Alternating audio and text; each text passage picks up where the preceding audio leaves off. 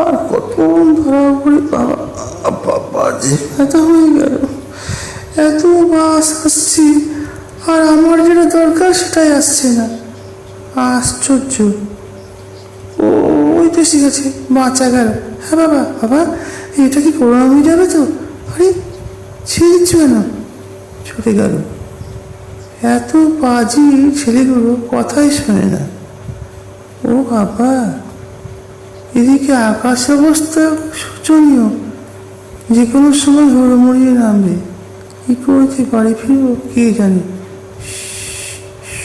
টিপটিপ করে শুরু হয়ে গেল। একটা গাড়ি নাই, কি বিপদে পড়া গেল। ওমা, ওই অন্ধ ভদ্রলোকটা বৃষ্টিতে দাঁড়িয়ে রইল। উনি কি গাড়ির জন্য অপেক্ষা করছেন নাকি কোনো লোকের জন্য? জিজ্ঞেস করবো? তাই বাবা, দরকার নেই। কিন্তু ভদ্রলোক যে ভিজে যাবেন, মাথায় ছাতি নাই। যাই, একবার জিজ্ঞাসাই করে দেখা যাক। কিছু মনে করবেন না, আপনি কি বাসের জন্য অপেক্ষা করছেন? কে কে আপনাকে তো ঠিক চিনতে পারলেন না। আমাকে চিনতে পারবেন না, আমি বাসের জন্য দাঁড়িয়ে আছি। আপনি কি তাই? না না না, আমি রাস্তা পার হবো বলে দাঁড়িয়ে রয়েছি। বড্ড গাড়ি আসছে কিনা তাই ওপারে আমি যেতে পারছি না। ওপারে কি আপনার বুঝি বাড়ি? হ্যাঁ হ্যাঁ, তাই একটু এগিয়ে বাঁয়ের দিকে। চলুন না, আপনি আপনাকে যে পৌঁছে আসি। না না, আপনাকে জিজ্ঞাসা যেতে হবে না। বৃষ্টি পড়ছে ঝমঝম করে, এখানে বেশি ভারী বৃষ্টি হবে, শেষ করে আপনি বিপদে পড়ে যাবেন। না ভাই, আমার একটু ভিজলে কিচ্ছু হবে না। আপনি আমার হাত ধরুন, আমি আস্তে আস্তে আপনাকে রাস্তা পার করে দিয়েছি। অনেক ধন্যবাদ। ধরতে হবে না, আমার অভ্যাসই হবে যাওয়ার। আপনি বরং একটা বাস ধরে নিন। আচ্ছা, আপনি আমার হাতটা ধরুন তো, একবার কথা পারবেন না। ধরুন। কি কি কি কি আপনি? আপনি কি আমায় কিছু বললেন? না না, আসলে আপনার হাতটা ধরে আমার মনে হলো যেন খুব চেনা মানুষের হাত ধরেছি। চেনাই তো, এতক্ষণ দুজনে কথা বলছি, এক জায়গায় দাঁড়িয়ে রয়েছি, চেনা তো হয়েই গেছি। তা ঠিক, চলুন। এরপর মনে হয় সত্যি ভিজে যাবো, দুজনে ভিজে যাবো। চলুন তাহলে, চলুন চলুন।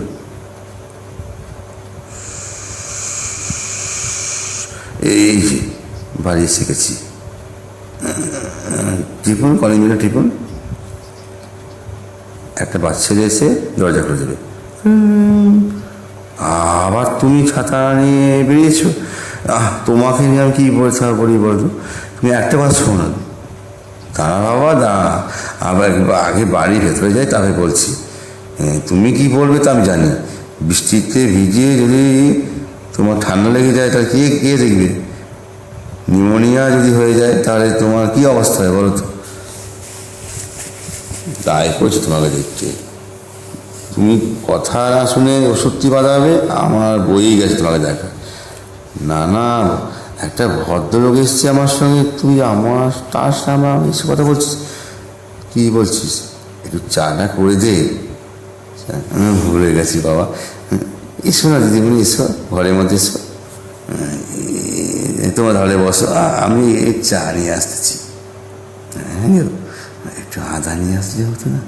আরে বাবা, বৃষ্টি পড়তো তাই একেবারে আমার মনের কথা টেনে বলছি। চা যা, আসুন আসুন, ভেতরে আসুন। ঠিক আছে, বসুন, এই চেয়ারে বসুন। হ্যাঁ ঠিক আছে। অনেক কষ্ট করলে। ঠিকই বলেছেন, এ আবার কষ্ট কিসে? এই তো মানুষের কর্তব্য।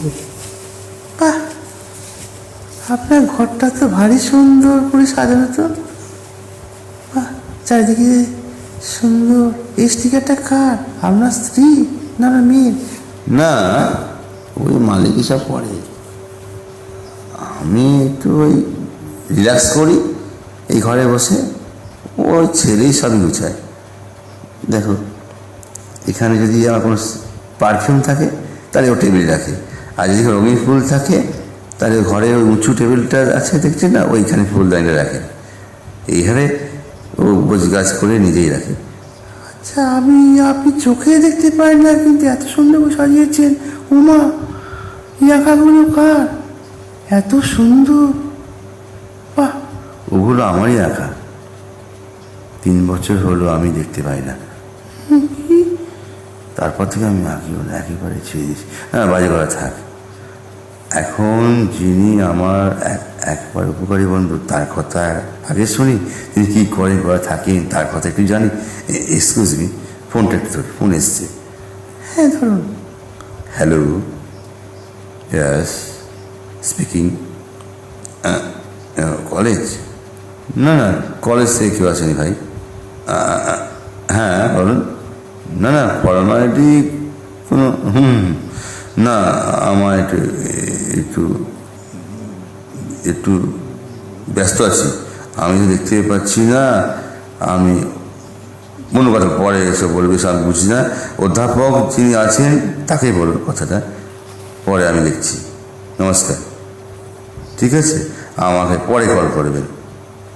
আচ্ছা, আপনাকে অনেকক্ষণ বসে গেলাম, খুব বিভ্রান্ত করলাম আপনাকে। না না, ঠিক আছে, সরি, আবার কি আছে। আচ্ছা, একটা কথা বলবো আপনাকে। আপনি ওই চাটা খেয়ে নিন। আচ্ছা, আপনার নাম সুমন সেন? হ্যাঁ, কেন? না, তেমন কিছু নয়। আমার কলেজে জানেন কিছু ভীষণ বন্ধু ছিল আমার, তার নামও সুমন সেন। তাই নাকি? ভারি ইন্টারেস্টিং। কোন করে জানো? Scottish church. স্কটিশ? আমিও তাই, ওই কলেজের ছাত্র।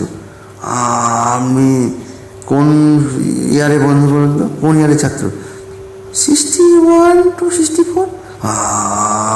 আপনি কে? আপনার নাম কি? কে আপনি? আমি বিদিশা ভট্টাচার্য। কি? এতদিন পর কেন এলে মোহর? সুমন, তুই সুমন? হ্যাঁ, দিশাহীনা বিদিশা, সুমন। তুই আমায় চিনতে পারি না মোহর। দেখ তো, তোর ডাক নামটাও কেমন আমি যত্ন করে মনে রেখেছি, আর আমায় তুই চিনতে পারি না। কি করে চিনবো? চিনা উপায় রেখেছিস কিছু? এক মুখ গোপ দাঁড়িয়ে কালো চশমা, আরে তুই কোথায় লুকিয়ে গেছিস সুমন? আমি কেমন করে চিনবো বল? তুই তো সুমনকে দেখতে পেলি, আমি তো কিছু দেখতে পাচ্ছি না, তোর কণ্ঠটাই শুনতে পাচ্ছি, চিনতে পারছি। তুই মোহর, আমি যে কোনোদিন আর দেখতে পারবো না। শুকর সুমন, সত্যি আজ 30 বছর পর এক অদ্ভুত অধ্যায় মুখে আমি সম্মুখীন হলাম। আমি চিন্তাও করতে পারিনি যে তোর সঙ্গে আমার দেখা হবে। যাক, বল সুমন, বল, তুই কেমন আছিস? দেখতে পাচ্ছিস না তুই কেমন আছিস? আমি কেমন আছি তুই দেখতে পাচ্ছিস না? আমি তো অন্ধ, তুই সবই দেখতে পাচ্ছিস। তুই বুঝতে পারছিস না, তুই ভাবতে পারছিস সুমন কেমন থাকতে পারে? তুই একটু মনে বুঝতে পারছিস না? তুই এখনো সে আগের মধ্যে রাগিয়ে আছিস? সেই ক্রোধ, সেই ক্ষোভ সব কিছু তোর মধ্যে বিরাজমান? না, আমি ফিরে এসে দেখছি কয়েক বছর পর তুই এই কলেজ থেকে ছেড়ে চলে গেছিস। কত খুঁজলাম তোকে, আমি পেলাম না, কোনোটাই আমার সার হলো, দেখা হলো না। তারপর ভাবলাম হয়তো বা বড় গিন্নি হয়ে বাচ্চা টাচ্চা নিয়ে খুব ঘোষ মেয়াজে সংসার করছিস, আর খুঁজলাম না। তারপর বল মোহর,